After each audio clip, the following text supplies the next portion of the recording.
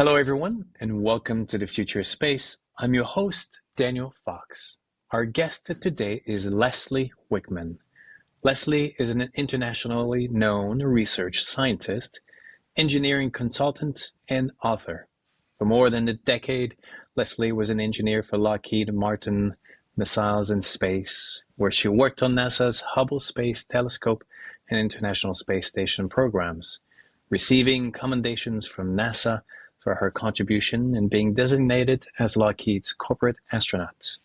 She recently became the Principal Investigator on a Templeton-funded project to advance the participation of women in the important fields of science and religion. Leslie, welcome to the Future Space. Thank you so much for having me, Daniel. It's a pleasure. Leslie, let's begin with what are 3 words for you that capture the essence of space? Well, I had a lot of fun thinking of this. And so the first word that I chose was vast, but not infinite, which I think is an important distinction.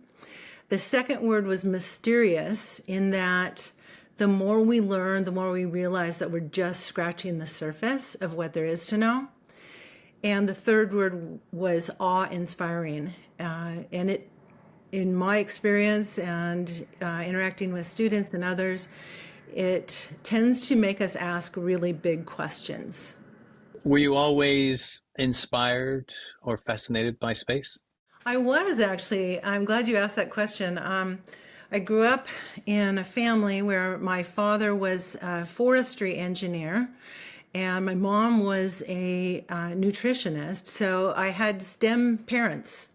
And on top of that, my dad had a telescope when we were growing up and would take us kids outside to look at the stars and the moon and the planets. And so that really got my interest in space going at a very early age. So yeah, I was always interested in exploration and nature, and particularly in space. So yeah. So the engineer approach to space was the strategic move to get into that world, or you kind of stumbled onto becoming an engineer?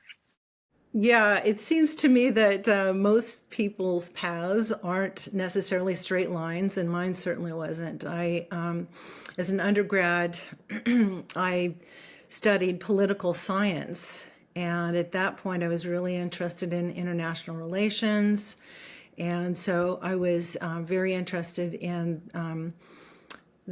the relationship between the U.S. and the Soviet Union. And I guess I'm dating myself by saying that, but that's what it was. And I was always told by my teachers all through, first through 12th grade, that I was really good in math and science and I ought to pursue something there, but I really wasn't sure what I was going to do with it at that point, even though I had that early interest in space. So I was interested in international relations, and my senior year as an undergrad at Willamette University, I did an internship at the State Department in DC and worked at what was then the Soviet desk, and realized that so many people that worked at the State Department had spent years and years there and were still kind of trying to make their mark, and so I realized if I wanted to get into that field that I really needed to get an advanced degree at the very least. And so the other thing that occurred to me was that having a degree in a technical field would really help with the technological aspects of international negotiations. And so I applied and got accepted into a master's degree program in aerospace engineering at Stanford, directly out of a bachelor's degree in political science, which was kind of amazing that they actually admitted me. That would not happen today, by the way.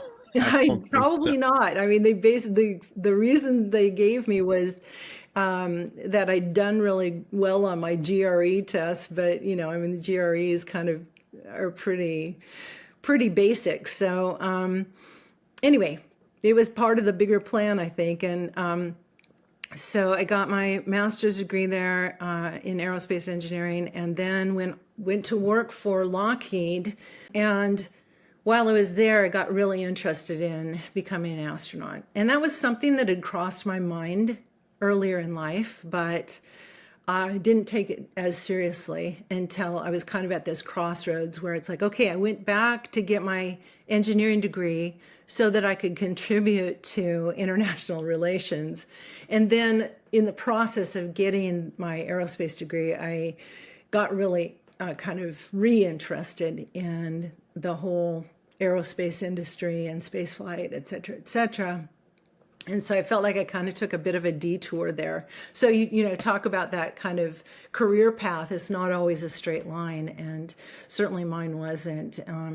But after I went to work for Lockheed, I started getting involved in, I think I expressed my interest in possibly flying in space someday. And my boss was really supportive of that. And so he put me in situations where I would be supporting astronaut simulations and contributing to kind of the human factors and the crew systems elements of, making the space hardware user-friendly. And so after I'd done that for a handful of years, I thought, you know what, I need to go back and get an advanced degree or a PhD and really focus on this area of human factors and biomechanics. And so back to Stanford I went and worked out they call it a graduate special degree program that was housed in engineering, but also drew from human physiology and psychology and some other fields to put together this interdisciplinary program specifically to support work along the lines of what I was already doing. My dissertation research involved spacesuit design for planetary exploration. And so once I kind of figured out what I really wanted to be when I grew up, things became a little bit more straightforward. So I definitely want to come back on the politics and science and religion of space. But before we get there, Leslie, the space is often, we understand the technology story of space, the science story, the astronomy story of space. But what would be for you the human story of space? That's a great question too. I love the questions that you come up with that have so many facets to them. As you said, we all know kind of the story of the space race between the United States and the USSR. And really, my leaning was to go kind of more metaphysical on it. And I really think that the motivation for humans going to space is similar to that kind of eons long urge for our species to push the boundaries of exploration, of discovery, of acquiring knowledge, and to figure out how to do things and go places that perhaps previously seemed impossible at worst or unlikely at best, right? So kind of to paraphrase Star Trek's mission to go where no one has gone before, right? And I don't want to, come off like a total Trekkie or anything like that. In fact, the further I've gotten into the aerospace industry, it's become very hard for me to watch sci-fi movies because it's just hard for me to take off my engineer's hat and go, oh my gosh, that is just, a step too far and, so unrealistic and all this sort of thing. But I certainly have appreciation for that in terms of kind of it's kind of inspirational and motivational. I mean, you go all the way back to Isaac Asimov and some of the work that he did in science fiction early on and just how inspirational it's been. But again, I think it's more than that. It's and maybe sci-fi comes from that same kind of urge for us to push the boundaries and expand the envelope. But I don't think there's really any limit to the human drive to push the envelope and to go farther and discover more about our universe. And, I think it's really interesting, though, because with that in mind, we look at, what have we accomplished so far, right? And so the furthest that humans have gone bodily so far is really only to the moon, not even another planet in our own solar system, let alone another solar system or galaxy. So we have a really long way to go. And I think, honestly, that's part of that, those three words that I used up front, the fact that space is vast but not infinite. And it's mysterious in that, as much knowledge as we've acquired and as much as we've done space travel wise, I mean, obviously with humans, not so much, but with some of our unmanned missions, we've gone much farther. We still, I think every time we learn something new, we realize, oh my gosh, we're just scratching the surface. I mean, just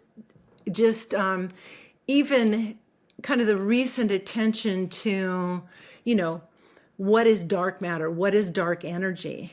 And how that has kind of turned everything we thought we knew on its head, right? And just even, discussions around relativity and quantum mechanics and how, again, we're just kind of scratching the surface. And I think really that's the way the scientific method works, right? Is what we're doing with, and as a person who's taught college level science classes for quite a few years, I try to explain to my students that really what science is trying to do is come up with the best explanation given the current body of evidence that we have, but all the while knowing that new evidence could turn up tomorrow that would turn our current paradigm on its head, And we've seen that over and over again with our scientific discoveries. And so I think, that's kind of a cool thing, actually, is this kind of expectation that, we're going to be continually learning mind-blowing things about the universe that we live in. And so there's a certain humility that comes along with that, right? Prevents us from thinking we know everything that there is to know, and we have so much more to learn. And there's this kind of joy in the journey of learning that, right? So, yeah. So that's kind of my take on the human story of going to space and kind of some of the why questions behind why we do it. I think, there's really no more exciting frontier, not to sound corny, but there's no more exciting frontier to explore. These new horizons, right? That's what they bring to us. And we always put in our stories and our imagination into it when we're limited to, or at the beach, wondering what was beyond the horizon. We started to imagine people living under the water, right? Atlantis and all the imagination, or the mountain. We would imagine people, the secret society living in the mountains, and aliens in space is just. Oh my goodness. Yeah. Oh, I wondered how long it was going to take us to get to aliens. But there's one thing that I love to say is, like, life on Earth was evolving, but a really slow pace when it was the single cell organism, right? For a billion a year, single cells evolving, adapting. But when it did the jump from going single cell to multi-cell, evolution exploded, right? That what was necessary for that leap was a big leap, but once that leap was accomplished, then there was an entire new era of innovation, biological innovation. And now we're about to go from single planet to multiplanetary, which is a single cell in the universe to multi-cell in the universe.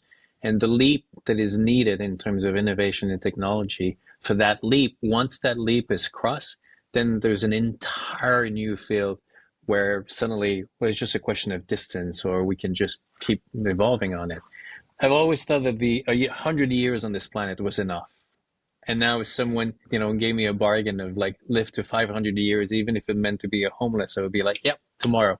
where can I sign? Because I want to see, I feel like we're just about to we're opening a door and we're just peeking in. And in 50, 75 years, our understanding of what is possible will be radically changed. Well, we see these explosions of advances in almost every field, right? Certainly within technology. And yeah, I mean, they're just so many things. Again, like I said, I think it keeps us humble in terms of realizing that there's so much more to know. Yeah, and yeah, it's interesting. I mean, we're up against some big challenges in terms of human spaceflight in particular. I mean, as is obvious, when you see the vast difference between what we've done with unmanned missions versus human missions. And this is one of the things where I start crossing over into that kind of, okay, where does science and religion fit into this? You look at the conditions that are required for life, and you see that it's a really long list of conditions. It's not just a few conditions that have to be met in order to support humans on any given planet. And some people, there's a lot of people that have given their own kind of take on this. I don't know if you're familiar with the anthropic principle, if you've heard of that. So the idea, just to kind of make it clear for our listeners, it's the observation that there seems to be a very long and growing list of universal and local parameters that have to be just exactly right in order to get life and support life and sustain life. And that list is, to date, it's somewhere around several hundred parameters long. And then if you start looking at the life, like the DNA and the enzymes that are needed for life, the probabilities for it happening just randomly quickly they go from statistically improbable to what most statisticians would say beyond the threshold of statistical possibility. And so the latest calculation that is not, super extreme, when you start talking about getting the right enzymes together to get life started, I mean, it's just incredibly remote. And that's somewhere around, I've seen numbers like 1 chance in 10 to the 43,000th power. I mean, it's just incredible. But if you just look at the physical parameters that provide the environment, the odds are more like 1 chance in 10 to the 280th power, which is still pretty remote, especially when you think that, this is a kind of an object lesson I use for my students, is if you think about the fact that there's only an estimated 10 to the 80th atoms in our entire universe. So the odds of just getting one specific atom out of all those atoms would be 1 chance in 10 to the 80th power. Well, let's imagine that that instead of just one universe, we live in a multiverse, and let's just, for, again, an object lesson, say, what if there are 10 to the 80th total universes, each with 10 to the 80th atoms in them? Then getting one specific atom out of all those universes would still only be 1 chance in 10 to the 160th power. So we're still, try to imagine how difficult it would be to defy those odds. And so, again, this is where, for me, the rubber meets the road in terms of, okay, this very quickly becomes a metaphysical conversation. And yet, if there is a creative power beyond the universe that got life started here on planet Earth, who's to say that it hasn't happened elsewhere? And especially given a multiverse of possibilities, again, who's to say it hasn't happened elsewhere? It hasn't been started elsewhere, right?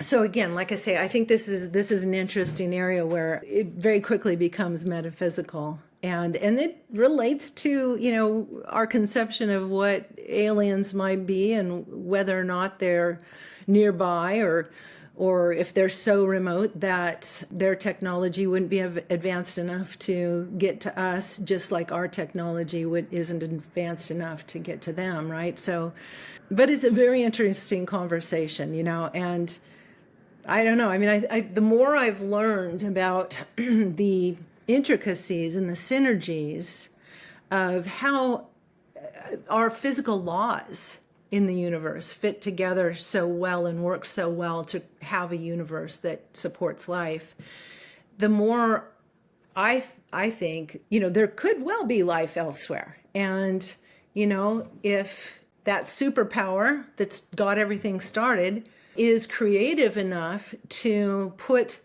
all the intricate details together in this universe, then why not, someplace else? And in fact, I use the phrase, bring on the multiverse, I think it would be fascinating to get to a point where we could learn more about the multiverse. I mean, obviously, by very definition, it's outside this universe and not accessible to our exploration, but I love the idea of it. I have a feeling that we will discover. I mean, the universe is big in scale precisely because of the numbers that it plays with. And I think what humans are good at is actually stepping above the randomness of nature and time of nature. Nature works on a time and scale that is not quite efficient. It's over thousands and thousands of years. It throws a bunch of things on the wall to see what works and what doesn't work, and then it's a trials and errors. But humans have been able to kind of take that randomness and create a certain stability, and then we build on it. And now, as we know of, we're the first species that we think that we're now is able to take life beyond giving life other options. And because it would be such a waste of energy to evolve in complexity for billions of years only to remain on a tiny speck in a giant, universe.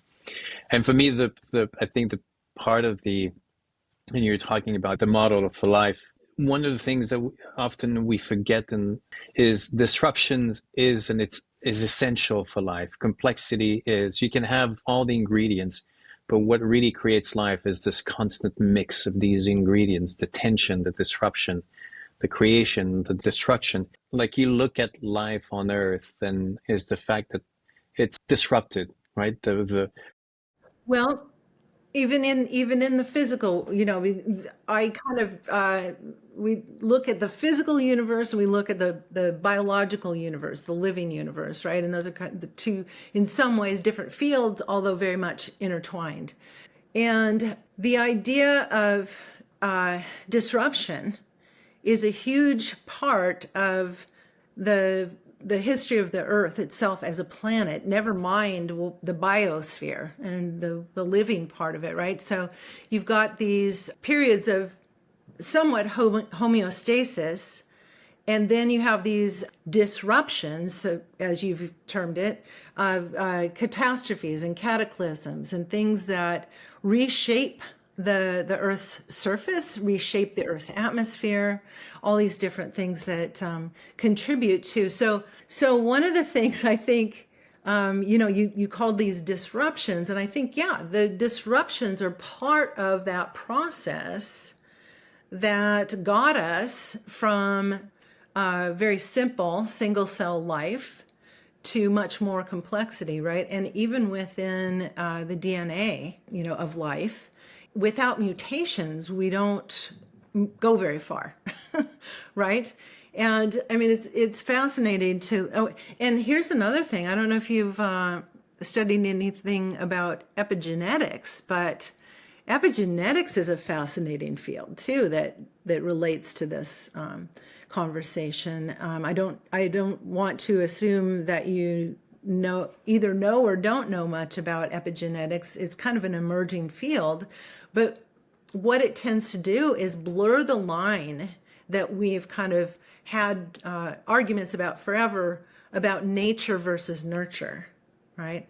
And so with epigenetics, the idea is that environmental influences or environmental factors have a profound, or can have a profound effect on genetics being passed from one generation to another, and what genes are turned on or expressed or not, based on our ancestors' experiences, right? And so I mean, it really, I mean, one of the kind of object lessons I use with students in talking about this is, you know, let's just pick something like a fear of heights, right? You might not have any traumatic experience yourself with heights or worry about falling or something like that, but it's very possible that somebody in your ancestral line did, if you have kind of this fear of heights that doesn't seem to have any root in your own personal experience, right? So somebody who has a very traumatic experience that's in your ancestral line can have such a traumatic experience that the hormones that are produced can actually dictate the gene expression that's passed on to their offspring and pass on these fears and phobias and other things. So, like I said, again, it kind of blurs the line between nature versus nurture, right? So, I don't know. Genetics in general is so fascinating, and I mean, you can look at comparisons between DNA with closely related species and see where particular events that simply severed some DNA and reattached it. Let's say, a high radiation event or something that was powerful enough to sever some DNA and then just flip that section of DNA and reattach it, and then you've got a new species in the next generation. So, I mean, it's just fascinating. It's just amazing. I mean, I think, again, we're scratching the surface. There's so much. I mean, I think it was Isaac Newton that said, I see so far because I stand on the shoulders of giants. And, I mean, that is just so true. But it's also, again, this kind of humbling awareness that there is so much more to learn and understand. And I think, again, that just fuels our motivation to explore and discover and learn. And one of the things that for me is always one of my source of humility is understanding that not only do we stand on the shoulders of giants, but we also exist because of failures of others before the collapse of other societies, right? And so we would not exist today had the dinosaurs not disappeared. We would not exist, like the European model would not exist had the Middle East, the Turk Empire would have not, collapsed. Like we all exist because others have failed before. So we have to be careful. Or succeeding, right? Failed or succeeding. Exactly. I mean, it's all this synergistic history that's so complex, yet intertwined, and I mean, so many factors. The human story in general is such a complex story, isn't it?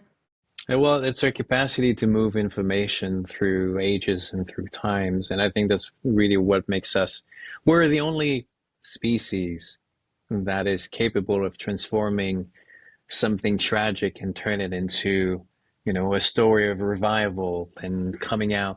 Like we're able to totally reshape her narrative so that it makes us moving forward. It has pros and cons, right? We can create stories that will make ourselves shoot ourselves in the foot, but at the same time, stories that can elevate us. Leslie, I'm kind of curious. Right now you're working a lot with science and religion. One of the stuff in the back of my mind when I think about space and as we go, right? You're gonna have the politics. I think that we naively tend to believe that space is going to be a little bit like Star Trek and it's going to be a peaceful transition. I side more into it's actually going to be extremely complex and it will demand a lot of effort to make sure that the relationships continue. But more interestingly, it's going to be the evolution of religion, and because it is such a change. It's not just, okay, God created, or there's a creator, or we're the special ones. But now we're going beyond, and how these narratives that have been existing for thousands of years, how are they going to evolve, and which ones will emerge or be created in the process? I do think about these things. In fact, it was interesting Gosh, so many things come to mind. So one of the kind of real kickstarts that I had in terms of getting into this field of science and religion was when I was teaching astronomy at a Christian school in Southern California. And there was big breaking news in the astronomy world about possible evidence for the gravity waves that Einstein had predicted. And this was back in, I think, 2014. And I was asked by the University Relations Office to speak with some media outlets about, what the implications of this new evidence would be, particularly as a Christian working in the sciences. So it was interesting because I talked to some media outlets and we had really, really interesting conversations. And then they came back and said, hey, could you write an op-ed article for CNN's website? And you've got 24 hours to do it.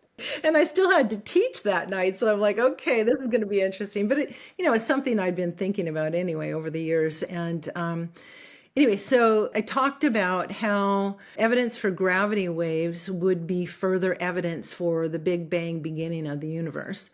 And that really the model that was pretty well established prior to the Big Bang model was the steady state theory of the universe, which was much less God-friendly, so to speak, than the Big Bang model is, because the Big Bang says, yes, there was a beginning to our universe. And by simple cause and effect logic, anything that begins to exist must have a cause for its existence. And so therefore, the Big Bang model in general is more God-friendly. And so it was interesting because the CNN editor titled the piece in a way that I was more or less mortified. Because both as a Christian and as a scientist, I'm really careful with the word proof because it comes with so much baggage. People have their own conceptions of what proof means. And so the CNN auditor just, barges right in and just slaps this title on it without even asking me. And the article goes live and it's titled, "Does Big Bang Breakthrough Offer Proof of God?" And I'm like, are you kidding me? So, but he basically used it as clickbait, I'm sure, and of course that got a lot of attention and the piece went viral. And it was kind of one of those surreal moments where it's like, oh my gosh, this is stuff I talk about all the time and it's never had this big of an audience, and it was in the top 5 worldwide most shared news stories on social media. It was just incredible, and I'd have friends from across the country, at least, if not beyond the borders of the country, getting in touch with me saying, somebody shared that article and I couldn't believe, you'd written it and, it'd gone viral, blah, blah, blah. So anyway, so that then led to a book publisher contacting me and saying, hey, can you write a book on this topic? And we need it done in 4 months. Fortunately, they gave me 4 months, but still, with a full-time job, it was a little hard to swing. But anyway, so I did that. And when the book came out, the title I had a little bit more control over this time, and it was called God of the Big Bang, How Modern Science Affirms a Creator. And that landed on the bestsellers list on Amazon in the genre of science and religion. And so then, how things snowball, right? And so from there, I started getting lots of speaking engagements, and I ended up being the executive director. I got a job offer to be the executive director of the American Scientific Affiliation for a handful of years, which is an organization of Christians working in scientific fields, whether they're in education or industry or wherever else. And so I had it.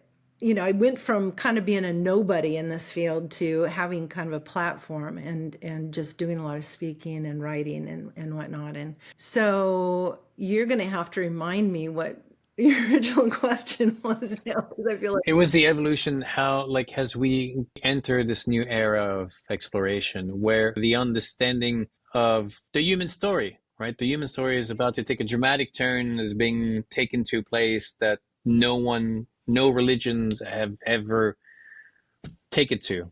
so interesting that you asked that question, because just a few months ago, one of my aerospace colleagues who kind of knows all the different things I've done and, knows that I'm interested in this area, asked me to give a presentation at a American Institute of Aeronautics and Astronautics meeting.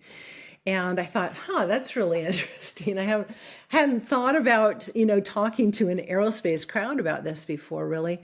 And the more I thought about it, the more I thought, this is really relevant, because humans in general tend to be spiritual beings. And, when you look at the statistics, which I looked up prior to giving this talk for the AIAA, you realize it's an incredibly small percentage. It's less than 10% of the world population identifies as either atheist or agnostic. And so, yeah. And so, meaning that the rest of the 90+% have some sort of spiritual beliefs. And so, like I say, this is very relevant to your question in terms of, okay, well, how does this work? If we're, planning these, missions to Mars, for example, and we're, thinking of colonizing the moon and or Mars, what does that look like? And I think, it ends up being something that obviously is super important, but we're going to have to find ways, certainly, to, tolerate each other's differences and respect. Maybe respect is a better word. I just feel like, especially in our culture today, respect has just gone out the window. And I'm just so disheartened the way that our society has become so fractured, so kind of polarized on a lot of topics. And instead of being able to have, civil discourse and respect for people's differences, and so we're going to have to figure that out. I don't pretend to have the answers by any means, but it is something that I think is very, very important as we move forward. And in this AIAA conversation I had a few months ago with the audience that was present, people acknowledge it. It is. We've got to figure this out, and we have to allow room for differences of opinion. And it's not just religion, right? It's our political views. It's our stance on all these different issues. How do we protect the environment, not only here on planet Earth, but how do we protect other planets that we'll be visiting, and how do we prevent anything that is potentially harmful to other worlds, as well as our own. So yeah, like I said, I don't pretend to have the answers, but I think that tolerance and respect are key values, at least. Part of the challenge is even just recently where there was a voyage with some humans artifacts that were going to the moon, and the Navajo people came out, and because for them the moon is sacred, and so from their point of view, that is a no-go. Like, they've been pretty clear about, sorry, we want to be involved in the discussion, but at the same time, the moon is a no-go because it's sacred to us. And you see a lot of feelings that are similar about the rest of the universe, because we've created, to my personal opinion, quite a bad narrative about who we are as a species, meaning that we mess things up more than we do anything good. So the idea of messing up other places beyond the planet, people don't want to. We're so quick at shooting ourselves down, but then we totally dismiss the good that we've accomplished. And everybody has a romantic idea of the past. They would love to go back into the past with all the benefits that we have today. Right, exactly. Take all the technology that came at such a cost to humanity back to a simpler time. and people or parents and people of the past did things specifically to mess things up in the future because that's all they care about. The reality is that if we want to judge the past with that kind of harsh attitude, then we have to be ready to be judged by the future, in the same way. I think that what humans are is really like we go back to the storytelling, the capacity to evolve and to adapt those stories. One of the challenges that I see coming up is in these periods of uncertainty where your framework of how you process the world is being put in question or being threatened or being uh, taken advantage for, you end up finding refuge in the simplicity in these simple narratives, tribalism, polarization, and right now with a lot of things that are happening in the States, globalization, and now space, if you don't have the right guidance or the right environment that is able to give a context to that transition, right? It can end in one, or it can go in one way. I don't think that the world is not Hollywood, right? Where you have suddenly one dictator and one savior is going to turn everything into, is it going to go into destructions or in the other way? I think it's a multi-pot of different things that happens at the same time. But being able to move beyond and bring a certain sense of foundation to the complexity that's happening right now, because the world is complex, right? Yes, it is. Very complex. Yeah. Yeah. And like I say, I keep coming back to tolerance and respect, um, and just how we need to figure out a way to do those things better in order to be able to collaborate and cooperate. And I mean, that is brought to a very fine point when we talk about any space mission, right? Because, the likelihood of the early missions to colonize the moon and or Mars, you're going to be working with a very small group of people, and you're going to be in isolation and confinement with this small group of people for long periods of time. And, if we don't figure out how to collaborate and cooperate with trust and respect and tolerance, it's just going to implode. And it's such a lesson, I think, for our whole society is instead of, this kind of infighting amongst us, we need to figure out better ways to cooperate, collaborate, work together. So, yeah, I mean, I think this is a very timely and relevant conversation, not only for spaceflight, but also for our culture.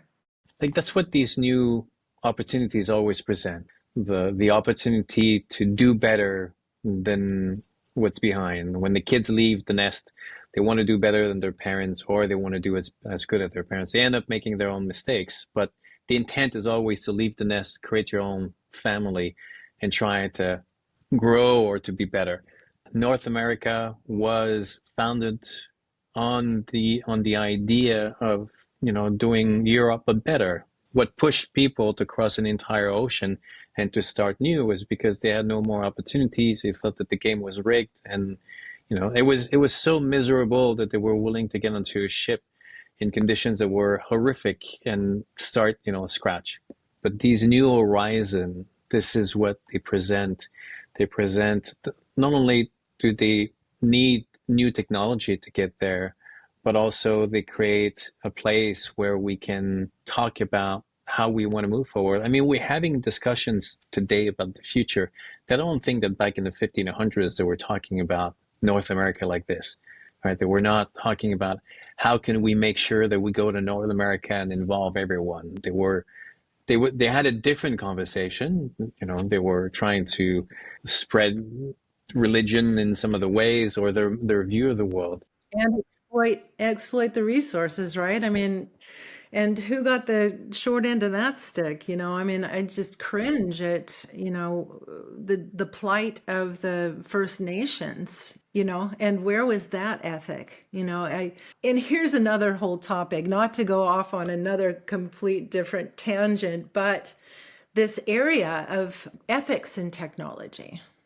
It just seems like the way human history has gone is, we develop the technology before we develop an ethical framework with which to use it, right? And we see this happening over and over and over again. I mean, take nuclear energy for an example, and then move into genetic engineering and AI, right? And so when are we going to learn from that trajectory that we need to consider the ethical? I find that unfortunately, the principles of life are against it. Like you can't, it's like having a child. You're never ready to have a child, and then you have a child and you have to learn for it. It's a delicate balance of the risk versus security, right? If you're too secure, then you don't go anywhere. But if you're too risky, then you jeopardize everything. But at the same time, you have these two energies that need to work hand in hand, because if you work at the expense of each other, then it's no good, right? The nurturing versus the pushy, one extreme is no better than the other. It's when they work together that you have kind of the capacity to move forward in a more mindful way, as opposed to move forward at the expense of everything. But when people say like, oh, we have to wait and take care of all the problems that we have on Earth before we do anything else. I am encouraged, though. I will say that that some of these Amazon Research Awards, I don't know if you're familiar with their program, but they are looking at proposals for, how do we come up with ethical standards for the use of AI and other technology. So I'm just glad to see that, as possibly part of our kind of societal evolution, at least that's coming into the conversation earlier. I tend to be an optimistic person, and I, always hope for the best, and, hope that we learn from our past mistakes and can move forward in a better way. I'm not naive. I'm extremely optimistic in the long term. Unfortunately, the process of growth is messy. Nature is messy by design. Learning is messy. You have to make a lot of mistakes before you start changing a pattern of behavior, right? It says on packs of cigarettes that it will kill you. People still smoke. Creativity and innovate means that you have to go outside the beaten path and not listen to common wisdom and try to prove something. So if we wanted the world to be extremely predictable and sanitized, then it would be more machine and it would not be that fun. So like I said, nature is messy by design, and I think that we will be more successful if we focus a lot on giving ourselves the skills to navigate the complexity and make something better, as opposed to try to shy away and try to sanitize too much the challenges, because then it creates the perverse effect that people don't have.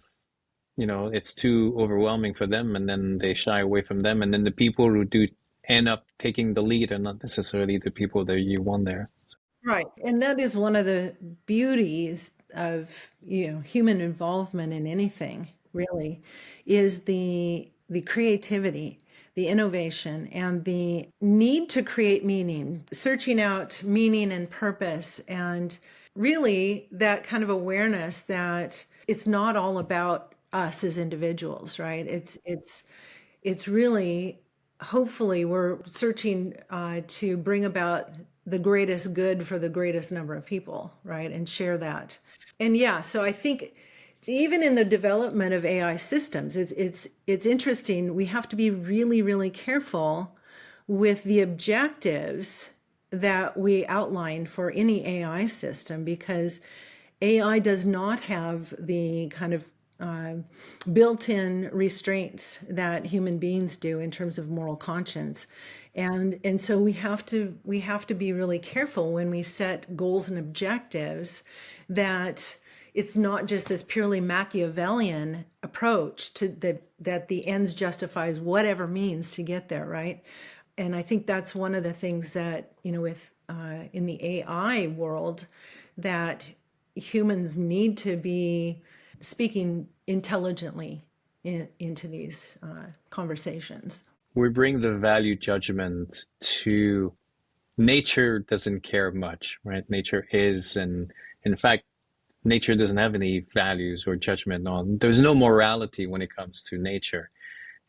If you don't survive, you don't survive, and then something else takes your place. Is it good? Is it bad? Well, it depends where you sit in that equation. A tree that falls in the forest will benefit some, and then will not benefit him.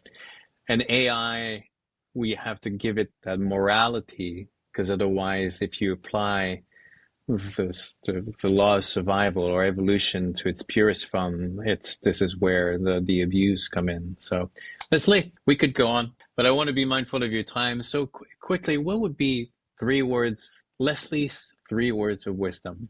Okay, I love your questions. These are great. So the first word of wisdom for me would be self-knowledge. And this again has kind of come about for me as a part of my teaching. And as part of the process of acquiring self-knowledge, I encourage my students to make a Venn diagram consisting of one circle containing all the things that you're really good at, you're very skilled at, and another overlapping circle with the things that you're passionate about.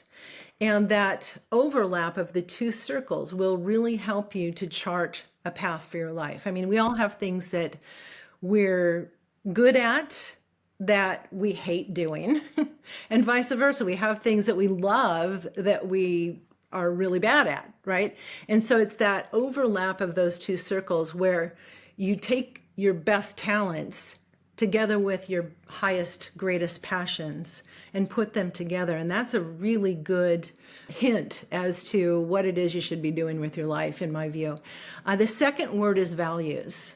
And we've talked a lot about that today, really. My advice there with values is to figure out what you believe in, what creates meaning in life, and what your personal non-negotiable values are. What are the things that you will stand for, and what are the things that you will not tolerate? So I think that's another part of this process of knowing yourself and using that self-knowledge together with your values to be able to make a positive difference in the world. And the third word is simply yes. And what I mean by that is say yes as often as it's possible to the opportunities that come your way that align with your values as well as your self-knowledge, being your talents and your passions. I think there are too many people that have missed opportunities out of fear or whatever other reason there might be, and look back and have regrets and say, really wish I would have taken that opportunity that came along, and especially if it aligns with your values and your self-knowledge. Absolutely. Leslie, do you know the concept of ikigai in Japan? I've heard it, but it's either slipping my mind or maybe I never knew it. So please explain. I'll send you the link, but it's that Venn diagram, but it has 2 more. It's what you're good at, what you're passionate, what society needs, and what you can be paid for. Oh, I love it. I love Ikigai, it. but I'll send you the link. Yeah, please do. I've seen it actually myself, even imposed a third circle at times, which are the opportunities. Really kind of the third thing that I talked about.